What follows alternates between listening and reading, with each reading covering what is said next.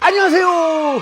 깍쟁이 하루 서울야구 이대포입니다. 오늘은 45년 전쯤 청계천 상가 센트럴 호텔 7층에 고골집에서 있었던 충격적인 이야기를 들려드리겠습니다. 오늘은 저도 차분한 마음으로 이야기를 해야겠는데 이유는 마지막에 들려드릴 이야기가 너무나 감동적이라서 그렇습니다. 끝까지 들어주시고 감동을 함께 느꼈으면 좋겠습니다. 센트럴 관광호텔은 희한하게도 도심에 있었지만 호텔 주위가 온통 기계 공무상들이 몰려 있었고 위아래로 아시아극장과 세계극장만 빼고 다방 몇 군데 빼고는 고클럽과 연관되어 있는 업소가 전혀 없던 관광호텔이 자리하기는 애매한 자리였습니다. 사방 300~400m 전후로 온통 배터리 가게, 도란스, 스프링, 벤치 가게, 조명기구 가게 등등 기계 공구상 가게들이 몇백 군데나 몰려있던 한국 기계 공구상의 원천지였습니다. 관광호텔이나 고클럽과는 전혀 어울리지 않던 곳이었죠. 그래도 조경수 그룹 사운드가 출연하고 종로상가 유흥업소 나가던 여자분들이 많이 찾아서인지 꽤 인기가 있던 클럽이었습니다. 그 당시 클럽에 안부장이라는 영업부장이 있었는데 기도를 봤었죠. 고클럽에서 기도들이 하는 일은 남자 손님들이 여자들이 싫다고 하는데도 끈질기게 찝적댄다거나 술에 취해서 웨이터를 괴롭힌다거나 술값이 없다고 버티는 소위 진상들을 처리하는 게 주된 일이었습니다. 그때 센트럴 호텔 고클럽의 안부장이라는 영업부장은 30대 중반이었는데 10살 이상 어린 20대 남자들이 진상을 부리면 두세 명 정도를 혼자 제압했었는데 내가 볼 때 몸집이 거대했던 것도 아니고 힘이 좋아 보이지도 않았는데 남자 두세 명을 그냥 어깨에 잡아매고 그냥 바닥에 내리꼽는 걸 보면 상당한 유도 실력이 있었던 걸로 생각됩니다. 그럼 지금부터 40몇 년 전 뉴스에 시시각각으로 방송되면서 국내에 화제가 됐던 탈영병 2명이 고클럽에 침입해서 인질범들을 잡고 20시간 정도 군경과 대치했던 이야기를 할 건데 제가 지금 충격적이라고 하는 것은 그 당시 뉴스야 언론에서는 차마 방송되지 않았던 충격적인 승비화를 말씀드리려고 합니다. 그때 탈영병 2명이 사람들은 죽이지 않았지만 클럽 안에 있던 여자분에게 아주 못된 짓을 했다고 합니다.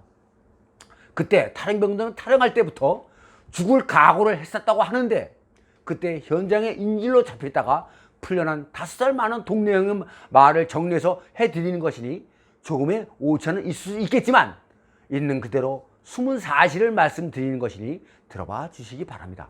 그 당시 언론에서도 차마 밝히지 못했던 이야기를 40년이 넘은 지금 이야기를 하는 것은 그때 그 생지옥 같은 곳에서 본인 목숨도 부지하기 힘든 판에 자기 몸을 희생하여 생판 처음 본 신혼부부의 앞날을 생각해 줬던 여자분의 거룩하고 용기 있는 행동에 우리 국민 모두가 박수와 갈채를 보내고 싶어서입니다.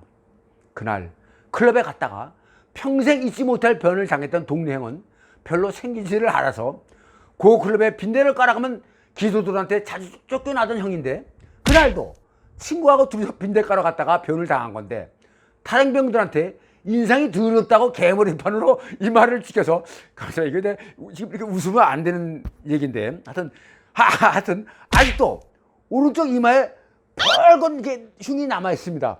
동네 형은 처음부터 탈영병들을 보지 못했고 같이 간 친구가 먼저 봤다는데 탈영병들에게 고클럽이 익숙지 않아서인지 별로 어둡지도 않은 고클럽 안에 한 명은 어깨에 칼비총을 메고 손에 후레쉬를 든 채 서 있고 또 한 명은 사격 자세로 칼비총을 들고 들어와서 잠깐 클럽 안을 쳐다보다가 천장으로 총을 서너 발 쐈다고 합니다. 밴드 음악 소리보다 총소리가 크게 들려서인지 손님들이 쳐다봤고 손님들이 이게 뭐야 하는 생각으로 멍하니 그들을 쳐다보는 순간 후레쉬를 들고 있던 탈영병마저 별로 어둡지도 않구나 하는 생각에서인지 후레쉬를 집어 던지고는 바로같이 총을 쐈답니다. 한 명은 쏘던 대로 천장에 몇 발 더 쐈고 또 한 명은 그때도 연주를 하고 있는 밴드와 아직도 꿈을 못 깨고 후루둥에서 춤을 추고 있는 젊은 남녀에게 꽤 많은 총알을 발사했다고 합니다. 그렇지만 사람을 죽이지 않으려는 마음에서인지 무대 쪽 천장으로 발사해서 인명피해는 없었다고 합니다.